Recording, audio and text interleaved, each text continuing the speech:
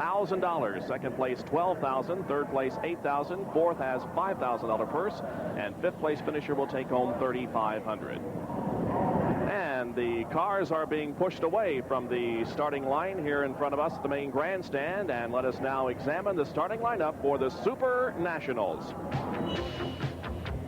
On the pole, hailing from Bartlett, Tennessee, he set a new world's record for a 1-mile dirt oval at over 131 miles an hour. Car number 1, Sammy Swindell.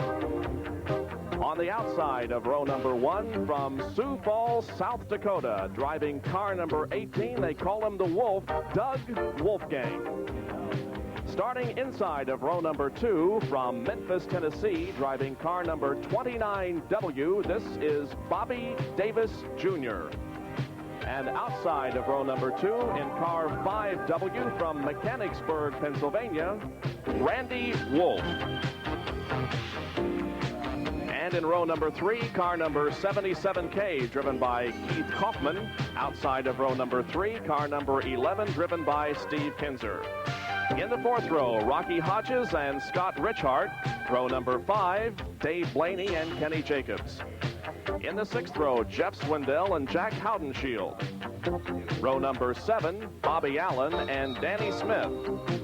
In row number 8, Jimmy Horton and Steve Smith. In the ninth row, Sheldon Kinzer and Richard Lupo. Row number 10, Lee Osborne and Ronnie Schumann. In the 11th row, Brad Doty and Kramer Williamson. Row number 12, Randy Smith and Ed Lynch Sr. 13th row, Steve Stanbaugh and Jack Hewitt. Row 14, Ed Lynch Jr. and Ed Thompson. In the 15th row, Johnny Bieber and Rick Burkle. Row number 16, Brent Hearn and Scott Tobias. 17th row for today's race, Van May and Bobby Weaver. In row number 18, Dean Wheeler and Barry Kemp. In the 19th row, Gary Daniker and Shane Carson. And in row number 20, Ed Wiley. That's the starting lineup as the cars head down the backstretch. We will run this race in actually 2 heats, 38 laps. Then the cars will come in for a pit stop.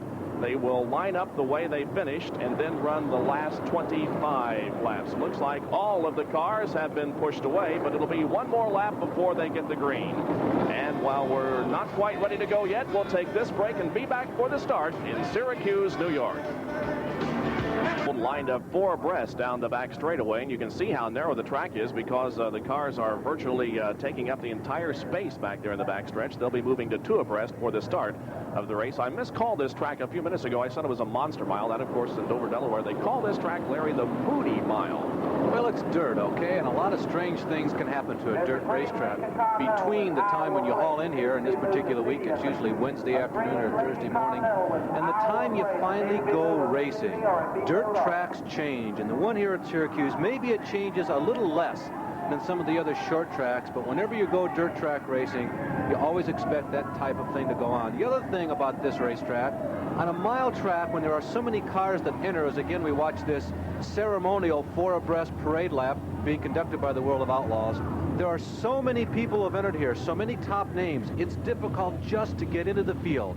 And it's those teeny little things often that make the difference between qualifying for this race and not making it all. Hence the nickname from time to time, the Moody Mile. Depending upon the mood of the racetrack and the environment here, you may or may not be successful.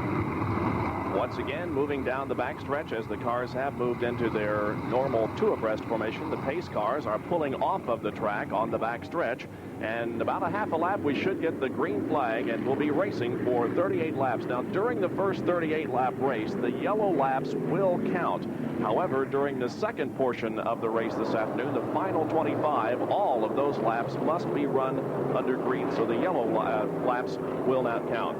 The field moves off of turn number 4, beginning to pick up speed, and the green flag is out, and the Super Nationals from Syracuse, New York, underway as the 39-car field begins to move through turn number 1. Sammy Swindell from Bartlett, Tennessee, has jumped off into the lead as the cars near the end of the backstretch on this first circuit of 38, which will complete the first portion of this event. Sammy Swindell qualifying at over 131 miles an hour in the wing sprint car off of turn number 4. Crossing the start-finish line, running in second position is Doug Wolfgang. Third is Keith Kaufman, and in fourth place is Bobby Davis Jr. There are the first 3 cars as they again head into turn number 2 and down the backstretch. Boy, if you're a sprint car fan, I'll tell you, though, you just can't help but have a little bit of chill in your blood right now as you think of all the great names that have entered in this race. And there is something, too, that World of Outlaws versus the Eastern Pennsylvanians. Matter of fact, it's sort of a tie score. The World of Outlaw drivers have won the last 3, and the first 3 features on this 1-mile racetrack back in 78 and 79 were won by East Coast drivers or drivers who were living in the East Coast at the time. So this is sort of the rubber match. Sammy Swindell is the leader, and Doug Wolfgang running in second position. This is the 10th and 11th place battle that involves car number 7, driven by Jack Haudenschild, and car number 8 as he moves past him on the inside. That's Jimmy Horton, who's gone to the inside, the New Jersey driver who's probably most well known for his exploits behind the wheel of a heavy.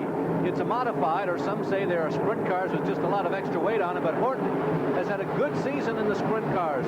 One of the most improved drivers in sprint car racing, Jimmy Horton. He'll see a lot of activity this weekend. He even won a main event or 2 this year in a sprint car. Actually, that is car number 3, driven by Jimmy Horton from Hamilton, New Jersey. He started the race in 15th and has already begun to move up very well. There is Jeff Swindell in the 1 in. Jeff hailing from Memphis, Tennessee, as we go back up front to look at the interval that already Sammy Swindell has put himself into an advantage over Doug Wolfgang. 3 laps have been completed, and Sammy Swindell, the pole sitter, is leading at Syracuse, New York.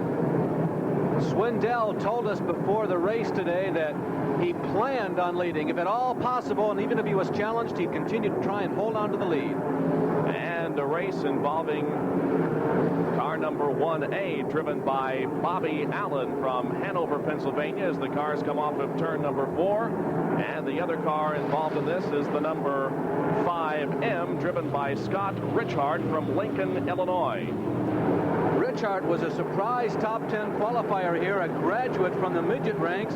Scott Richard wants to do well here today. He was certainly hoping that we were not interrupted by weather. Also, he's got to fly out of here as soon as the race is over, because he's getting married tomorrow back home in Illinois. Scott Richard right now holding off the veteran Bobby Allen. There's a race driver who's been around running sprint cars for the past 15 to 20 years.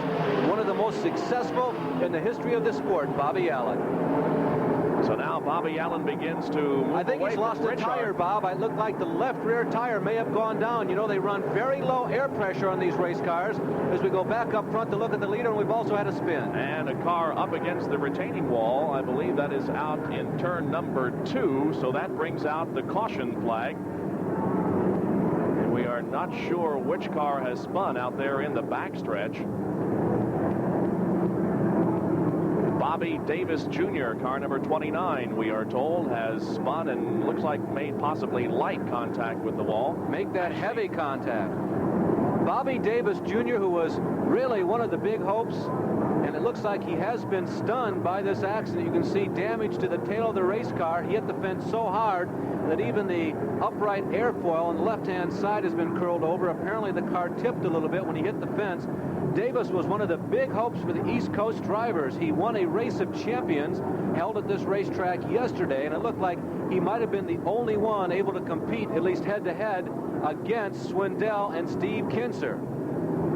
Bobby Davis Jr. hails from Memphis, Tennessee. We can now see that he is moving around in the cockpit, but still he has not been able to get out of the race car as the safety personnel arrive on the scene. So remember, these laps are counting. We are yellow because of the accident out in turn number 2 involving Bobby Davis Jr., who was 3rd quickest qualifier for this event.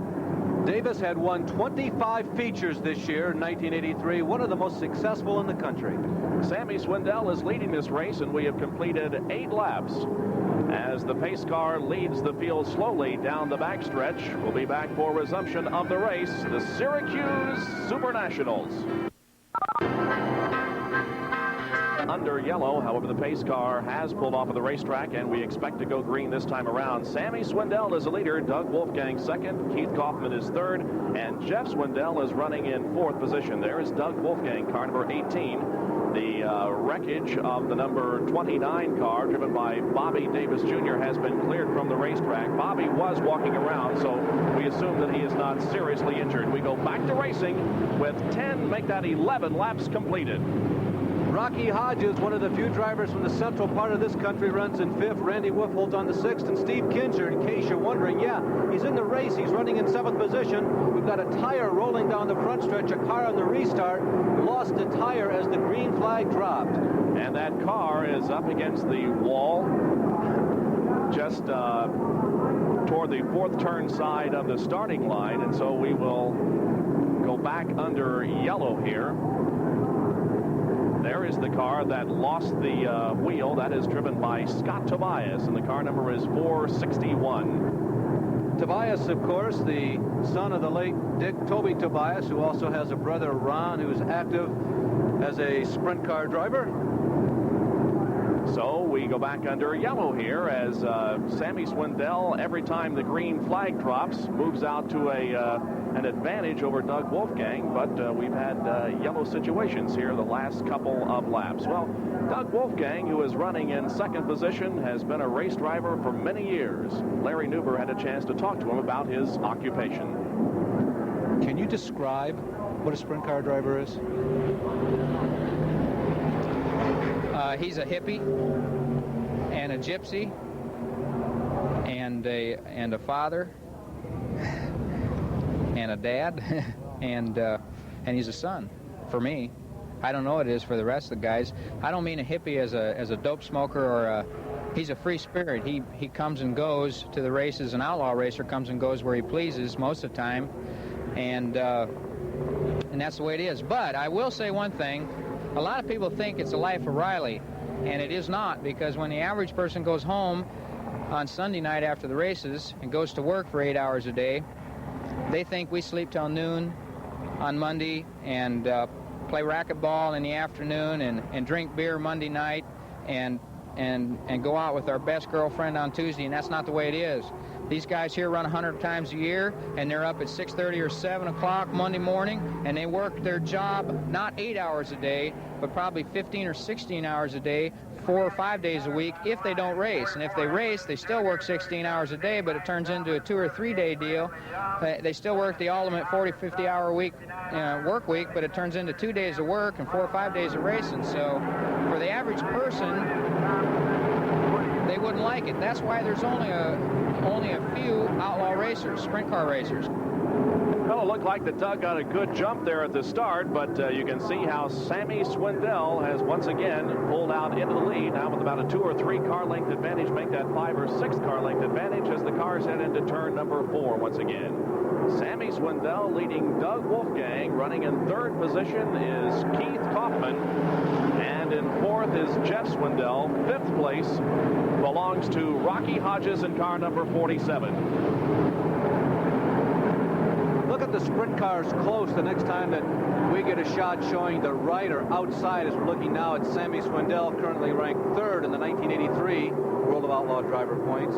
You'll see a piece of metal or fiberglass wrapping around and enclosing the cockpit on the right-hand side. You'll get a shot of it here. You see it's bright, shiny aluminum on the right-hand side of Swindell. The drivers will tell you that those act like airfoils to help keep the race cars going straight as they go into the corner. And Jack Hewitt told me yesterday that with those big side plates on, it's almost impossible to spin out a sprint car. Back in the pack, some action going on involved in this group of cars. The number 4 driven by Danny Smith. Also in this group is the number 21 driven by Ron Schumann from Mesa, Arizona. Danny Smith, Ron Schumann, two of the regulars, not only in the World of Outlaw sprint car trail, but also just a regular name in sprint car racing. These guys have been very loyal to this sport. Also sandwiched in there is one of the few representatives from the central part of the country. The other orange car, number 55, is Randy Smith, as now we zero in on the Ford J car, Kenny Jacobs, one of the Ohio drivers who has entered the activity here this weekend. Kenny Sammy Jacobs started the race in 10th position. He is from Holmesville, Ohio, as once again we go up to the front of the pack, and the leader, Sammy Swindell. Drivers all